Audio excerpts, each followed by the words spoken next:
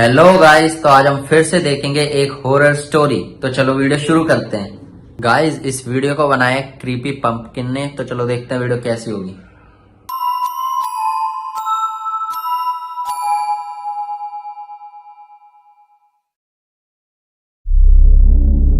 ये एक typical Friday night की बात है, जब मैं अपने कॉलेज की क्लासेस के बाद डोर डैश कर रहा था। मेरे साथ कुछ अजीब हुआ। मैं ये वीकेंड्स में करता था ताकि मेरी लिविंग एक्सपेंसेस कवर हो सकें, लेकिन उस रात को कुछ अलग था। ऑर्डर कम आए, कुछ ऐसे ऑर्डर्स जो कम पेमेंट दे रहे थे, basically waste of time orders. फिर 1 घंटे बाद एक ऑन ऑर्डर आया जो थोड़ा सही था, लेकिन वो 8 मील दूर था, जिसका पेमेंट अच्छा था, लेकिन लोकेशन कुछ सही नहीं लग रहा था। पर ये उन ऑर्डर्स से बेहतर था जो कम पैसे दे रहे थे। तो मैं बिना ज्यादा विचार किए ऑर्डर एक्सेप्ट करके रेस्टोरेंट गया। फिर बैग लेकर गाड़ी में भाई, इसकी फील कितनी क्रीपी सी है।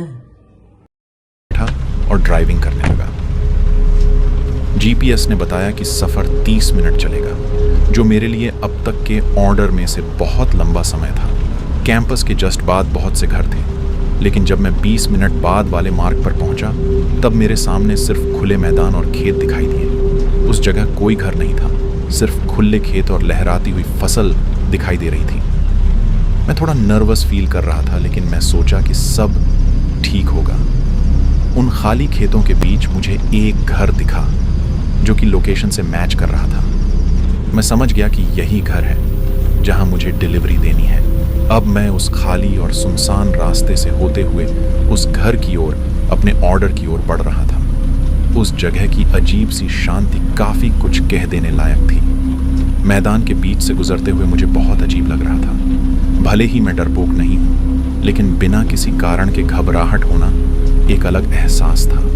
जैसे ही मैं सड़क से आगे निकला, तो एकमात्र आवाज की जड़ पर मेरी कार की धीमी गड़गड़ाहट की थी।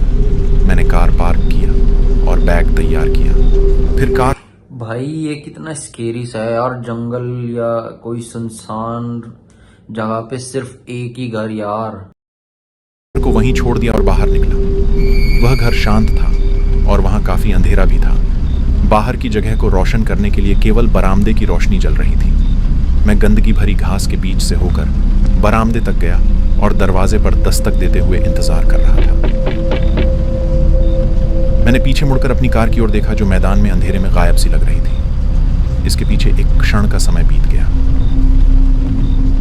फिर मैंने फिर से दस्तक दी, लेकिन कोई प्रतिक्रिया नहीं हुई। यहां तक कि अंदर से किसी की आवाज भी नहीं आई। मुझे स्थिति की विचित्रता का एहसास होने में देर नहीं लगी। खिड़कियों में कोई रोशनी नहीं थी और यह भी दिख रहा था कि खिड़कियां कितनी सड़ चुकी हैं। घर को करीब से देखने पर मुझे केवल यही लगा कि ऑर्डर पूरा नहीं किया जा सकता। एक संकोच वाली बात, वह यह कि मेरे पास इस पते के लिए एक ऑर्डर था और पोर्श लाइट जल रही थी। मैंने लाइट की ओर देखा और सोचा कि यह एकमात्र लाइट क्यों होगी, लेकिन कुछ अजीब संयोग से मुझे पता चला कि उस लाइट के शीर्ष भाग में एक सस्ती सौर बैटरी है।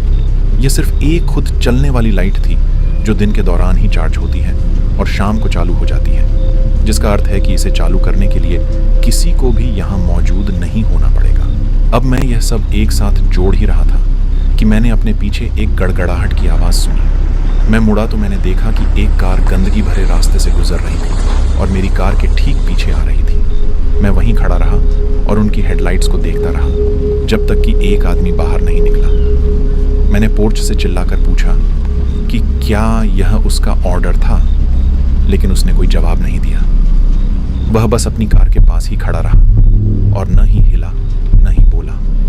मुझे अपने एड्रेनालाइन स्पाइक का एहसास हुआ, जब मुझे एहसास हुआ कि यह स्थिति कितनी भयानक थी। रात की खामोशी ने मुझे केवल यह याद दिलाया कि यहाँ कोई नहीं था जो मेरी मदद करे। मैं एक खाली घर और एक अजनबी के साथ एक मैदान के बीच में फंस गया था।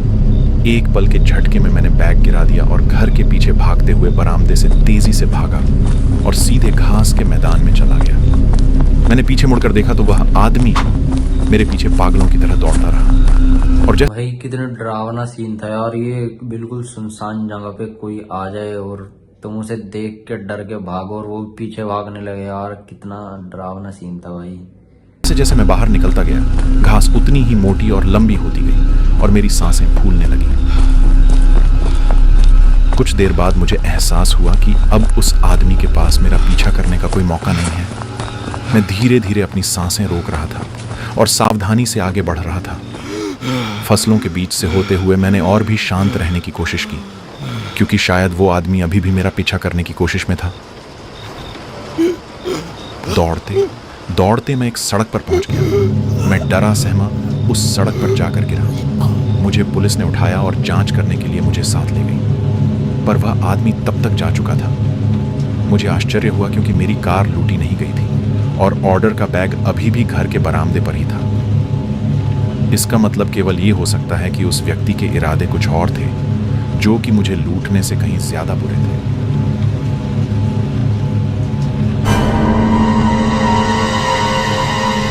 गाइस आज की इस वीडियो में इतना ही। अगर वीडियो अच्छी लगी हो तो चैनल को सब्सक्राइब कर लो। मिलते हैं ऐसे एक नेक्स्ट वीडियो में।